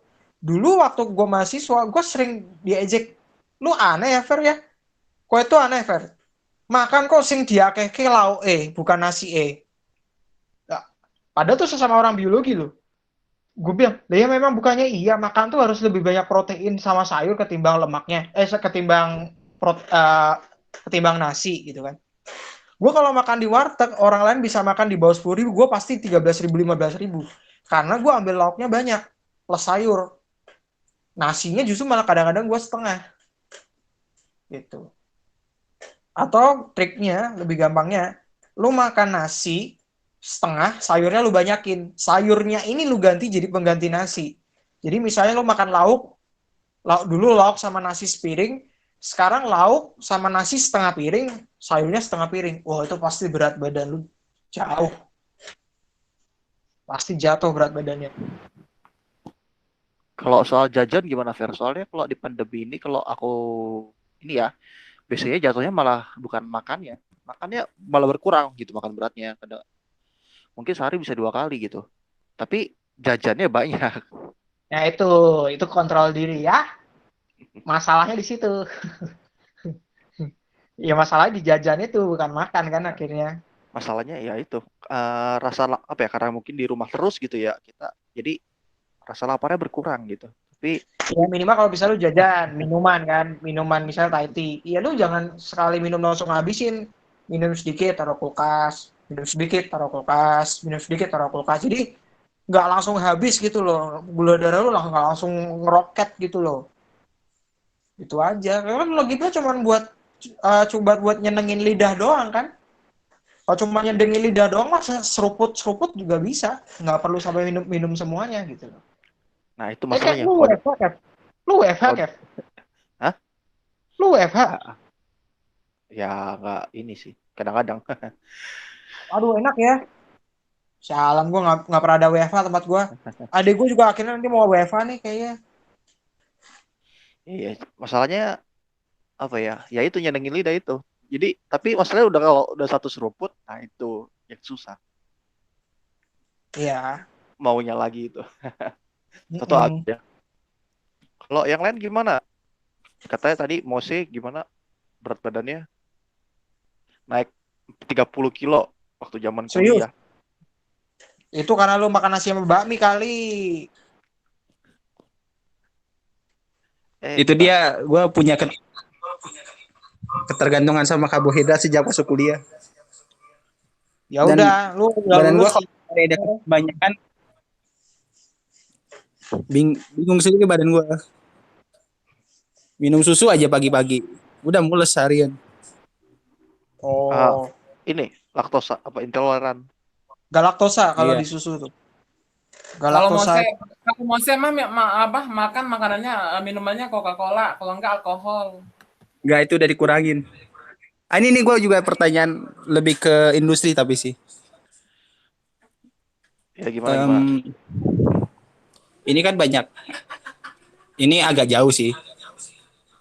Gue lihat industri, terutama industri beras itu penyerapannya kurang gitu, karena demand-nya selalu beras yang bagus, beras yang katakanlah harganya cuma 8.000, 9.000 itu nggak keserap gitu. Akhirnya kebuang-buang. Nah, menurut kalian kalau itu dialihkan ke industri alkohol gimana? Atau industri nggak usah alkohol deh, lebih luas, fermentasi gitu. Itu gimana secara nutrisi dan secara industri gitu? Gimana kalau Mus, barang tadi bentar. bisa diperjelas? Maksudnya tadi kita kelebihan Kan, beras atau? iya, ini paling umum beras gitu. Dan banyak sih yang lain kayak buah. Kayak gue pernah lihat harga buah naga yang bisa puluhan ribu, ternyata di petani cuman harganya 300. Nggak ada harganya saking banyaknya supply. Nah, gue lihat ada peluang nih di bagian fermentasi gitu. Gimana kalau difermentasiin kan dia jadi produk yang lain. Nah, menurut kalian gimana dilihat dari perspektif industri dan perspektif nutrisinya gitu? Apakah nutrisi? Ya itu benar. Jadi gini, tujuan pertama dari fermentasi itu adalah pertama ya, mengambil nutrisi yang awalnya tidak bisa diambil, karena fermentasi itu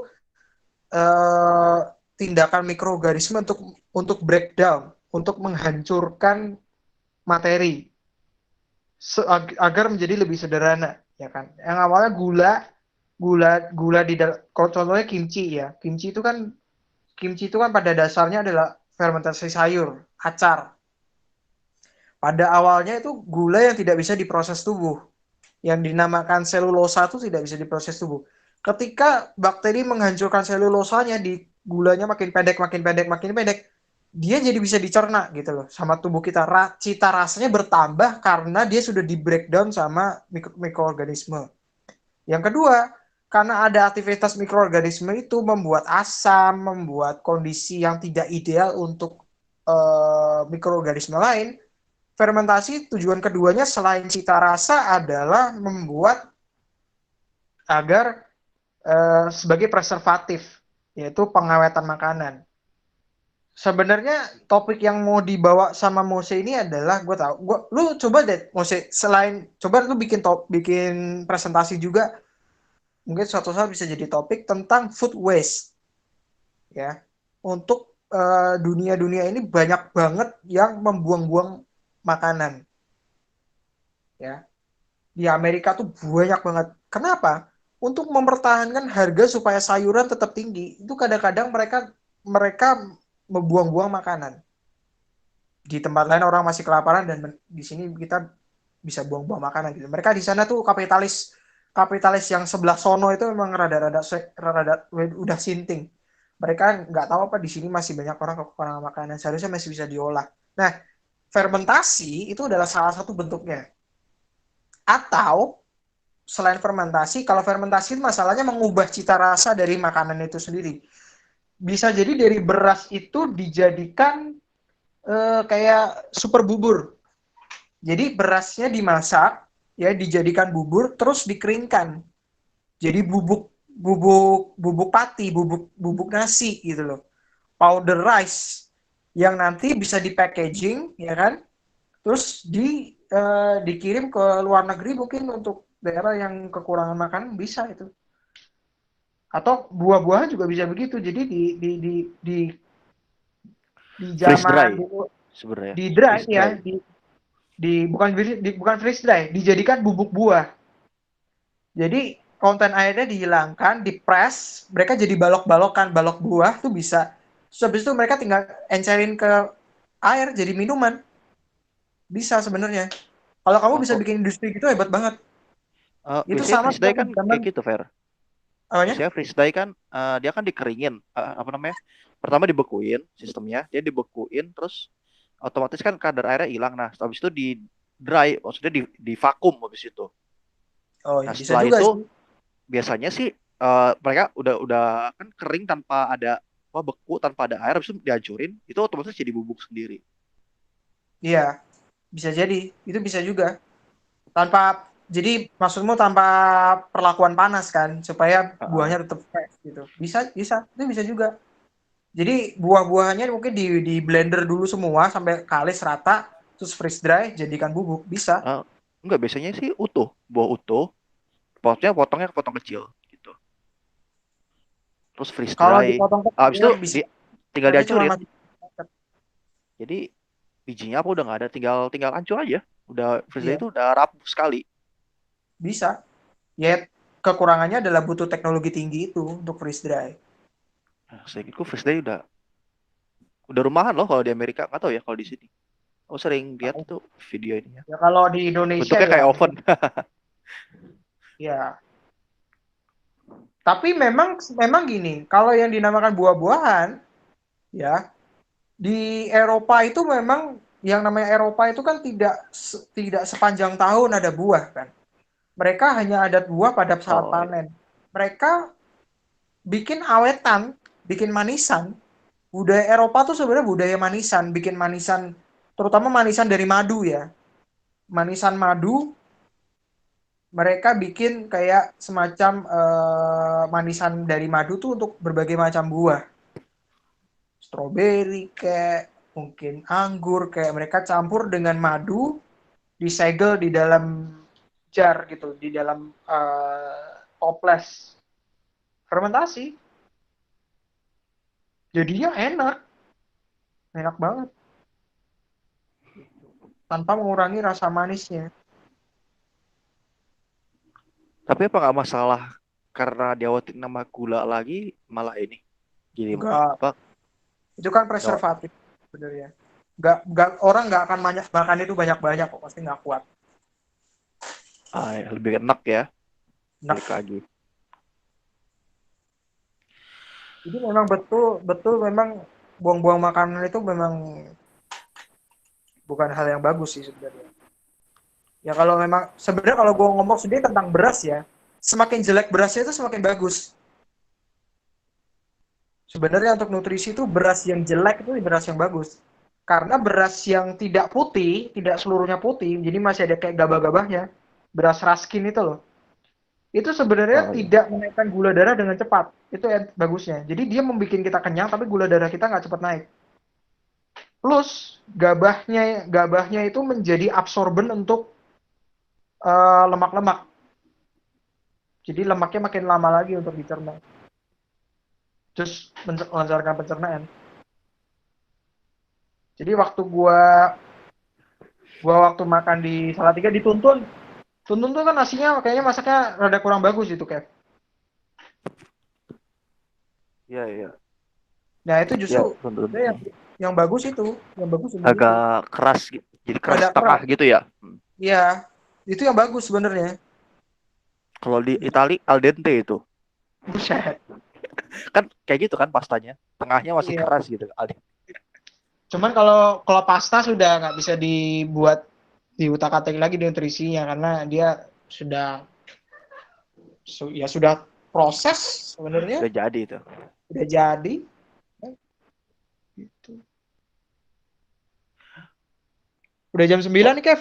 Mau ditutup Iya. nggak? Yang lain gimana? Sebenarnya tadi kita juga telat sih ininya, tapi ada Henry? Yang mau nanya tadi terpicu oleh jawabannya Ferry tentang apa makan yang diet karbo ya. Sebenarnya diet karbo yang ideal tanpa membuat kita merasa lapar itu bagaimana gitu. Sebabnya perutku belakangan ini benar-benar buncit itu. Ya sebenarnya udah buncit sejak SMA, cuma kan masih bisa ketutup pakaian gitu. Nah sekarang pakaiannya longgar sekalipun juga udah kelihatan. Cara untuk dietnya itu gimana gitu sebenarnya supaya mungkin bisa menolong keadaan perut gitu untuk menghindari karbo. Tipsnya begini aja. Tipsnya gini aja. Hmm, Aku asumsi kamu tidak bisa mengubah pola makan ya. Asumsi kamu tidak bisa menahan diri. Asumsinya tidak mau mengganti setengah nasimu dengan sayur. Asumsiku begitu ya. Caranya adalah kamu minumlah air yang banyak sebelum makan. Jadi kamu kembung duluan. Kalau begitu kamu makan, pasti makannya berkurang. Setelah makan, minumlah yang banyak. Jadi nggak mungkin lapar lagi. Ya, jadi air di dalam lambungmu itu berguna supaya pencernaanmu terlambat. Air yang kamu minum pertama kali itu supaya pencernaanmu terlambat. Air yang kamu minum setelah makan gunanya supaya kamu tidak merasa lapar. Ya, tidak nambah. Coba lifestyle itu kamu buat selama 2-3 tahun. Itu kan nggak sengsara kan? Cuma minum doang kok. Iya. Asal lu nggak banyak makan minum manis lagi sih setelah itu gitu loh. Jangan iseng. Sama jajan. Iya, jajan itu maksudnya. Tapi lapar itu ilusi bukan? Maksudnya gini, ada lapar yang memang sebenarnya tubuh nggak lapar tapi merasa lapar gitu loh. Makanya kan jadi food craving. Itu ada nggak yang kayak gitu? Ya memang iya. Problem utamanya kan di situ. Problem utamanya di food craving. Ya kalau kamu lapar tuh kondisi kamu nggak bakal gendut. Gendut itu bukan lapar. Jadi kalau kamu perutmu masih buncit berarti kamu belum lapar. Intinya kamu masih bisa turunin lagi. Itu cuman masalah di otakmu terbiasa dengan jam segini gue biasanya dapat gula tinggi, kok kagak ada nih. Distimulasi. Jadi ketika kamu lapar, ya, di saat bukan jam makan, kamu minum air yang banyak. Sampai kembung juga nggak masalah. Toh nanti kamu juga kencing kok. Yang penting sampai perut ini calm down gitu loh. Sampai perut ini tenang. Karena lapar tuh memang ilusi. Lapar yang nggak ilusi ada. Gue pernah ngerasain perut keroncongan sering. Jadi sampai perutnya kerucuk karena di sini nggak ada yang memproses kan. Gitu. Itu memang ada. Nah, kalau lu takut asam lambung naik ya caranya gitu, minum yang banyak. Menetralisir asam lambungnya dengan cara minum yang banyak. Asal bukan Guncah Milanta aja ya. Ya, jangan kecanduan Milanta lah, jangan. Kalau lapar berarti solusinya minum gitu ya. Minum. Oke. Tapi itu asumsi kalau lu nggak bisa ngontrol diri ya, maksudnya nggak mau mengganti 50% nasi dengan sayur maksudnya. Karena sayur itu yang paling efektif membuat kita kenyang tuh sayur. Karena apa? karbohidrat di sayur tuh nggak bisa dicerna manusia. Jadi cuma nangkring di situ doang, memberatin lambung, cuman dia nggak bisa dicerna jadi gula. Which is fine, karena kebutuhan tubuh kita tuh sebenarnya nggak sebanyak yang kita makan. Sayur apa itu yang sebenarnya punya? Semua sayur atau? Ya sebenarnya sayur itu yang dimaksud sayur itu adalah pasti yang warnanya hijau dan putih. Sawi. Hijau dan putih. Yang Hijau punya serat-seratnya. Yang ada serat sayurnya. Ya, Bayam merah, Fer. ya bisa jadi. Bayam merah. Kan tetap hijau. Kan tetap ada Kalau klorofil. ungu. Kan tetap klorofil. Oh iya. Pokoknya batang dan daun. Ya, batang dan daun intinya. Sayur itu adalah batang dan daun. Tomat tuh bukan sayur, itu buah. Terus wortel tuh bukan sayur, itu umbi. Umbi. Tempatnya gula malah wortel itu, justru malah bahaya ya. Ya, wortel tuh gulanya tinggi. Makanya Oh iya, enak tadi gitu. pertanyaannya Bagas sudah terjawab juga ya soal lapar tengah malam. Kalau lapar tengah malam berhenti makan lah, udahlah, tidur aja. Brengsek Minum. pertanyaan lama-lama gue kesel. Ini mah kebiasaan hidup lu aja yang jelek. Lapar, lu tidur aja. Minum air yang banyak, bisa. tidur udah. Nggak bisa. Bangun besok pagi. Masalahnya masih kerja, masih banyak pekerjaan tuh. Biasanya itu yang jadi masalah.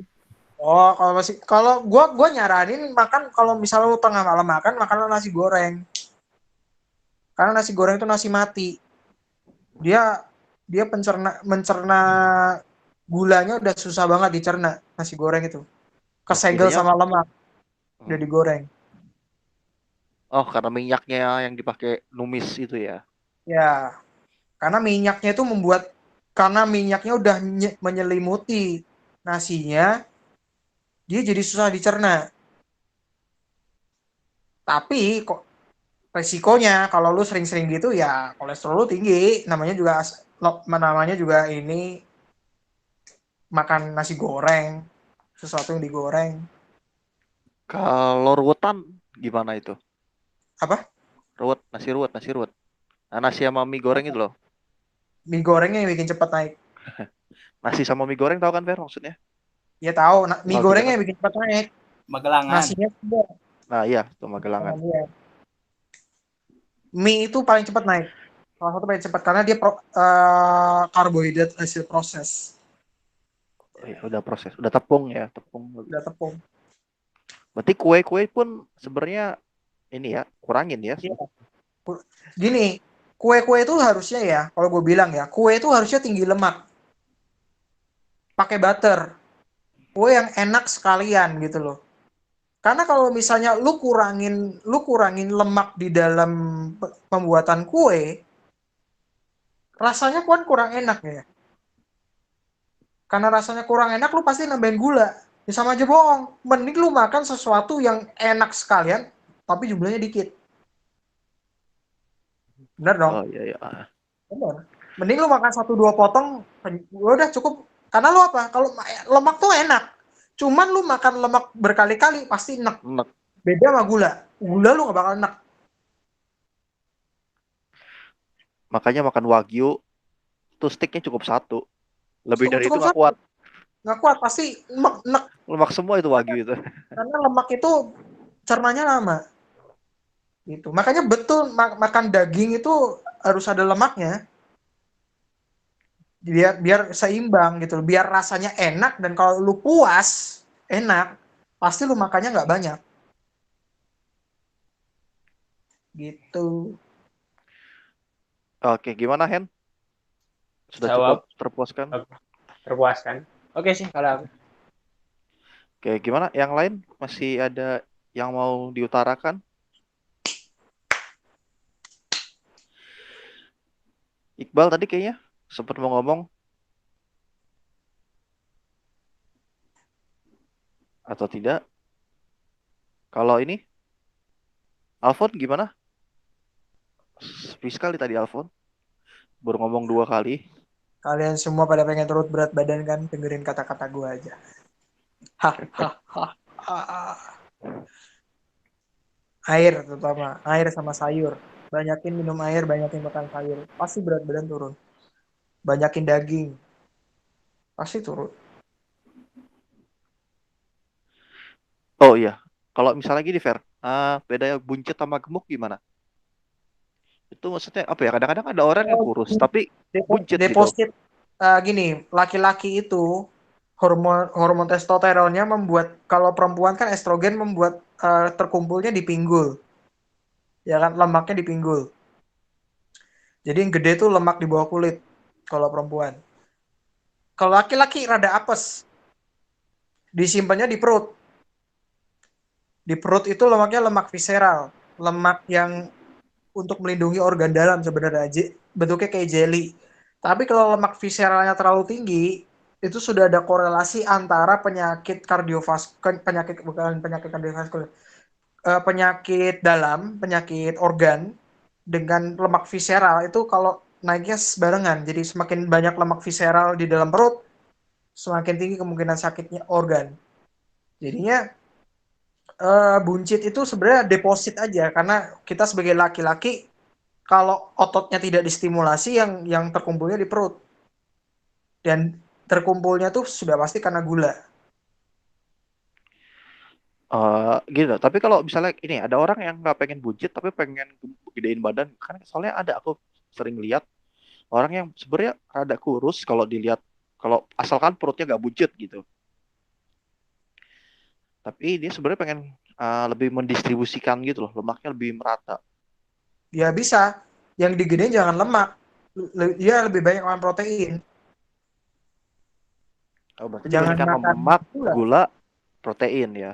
Ya. Dia protein, gede, banyakin protein, terutama protein hewani. Itu biar ototnya berkembang. Otot apa protein banyak gitu tanpa kita olahraga yang cukup, apalagi dengan lifestyle yang zaman sekarang nggak masalah kah? Sebenarnya nggak ada masalah.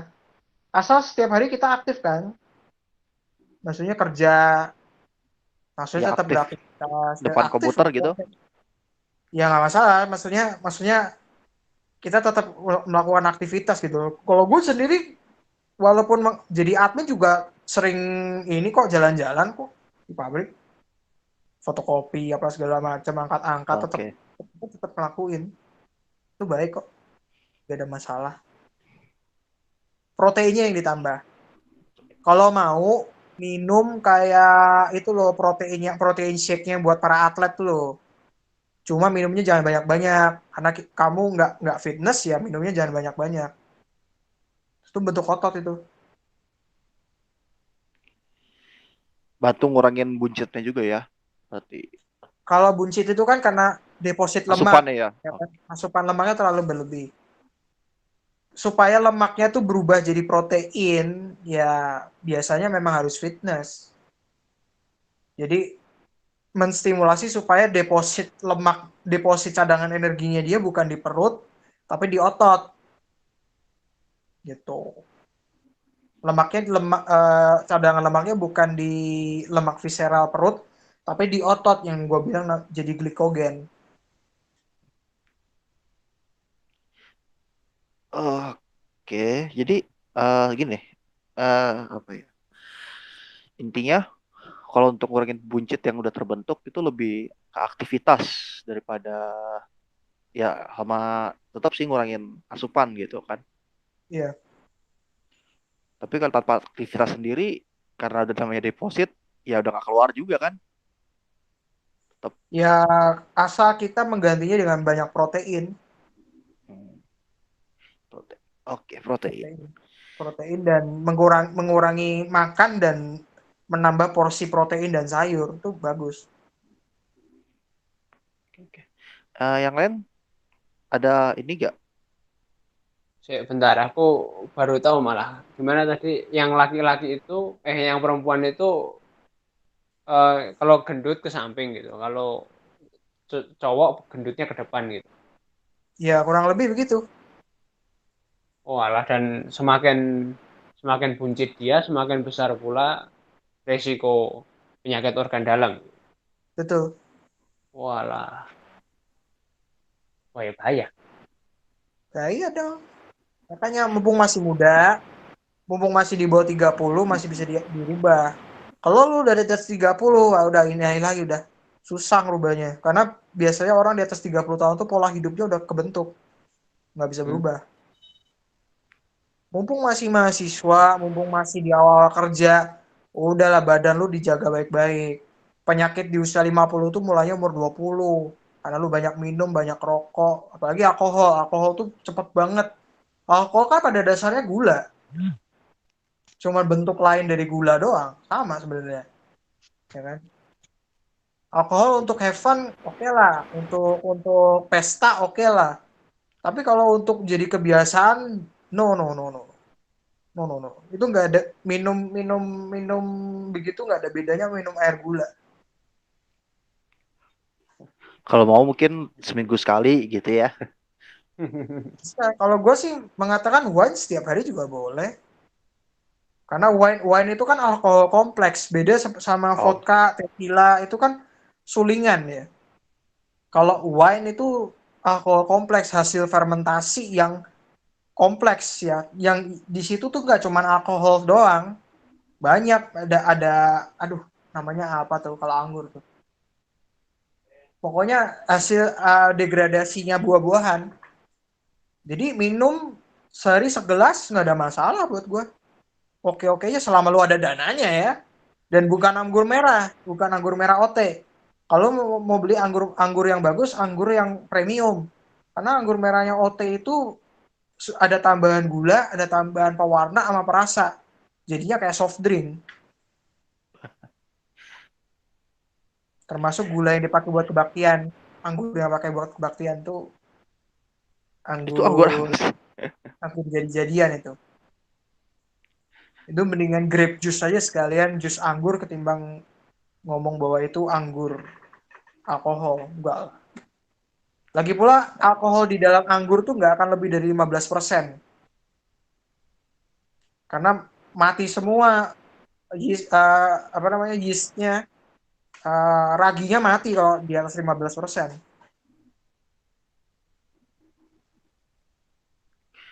Oke, ini kayaknya kita sudahin dulu yang formalnya ya. Jadi kalau kita mau lanjut mungkin bisa nanya-nanya lagi. Ya. Alfon boleh dimatiin dulu. Ya, dan terima kasih semuanya sudah datang. Nah, sekarang kita lebih oh, rekornya, Won.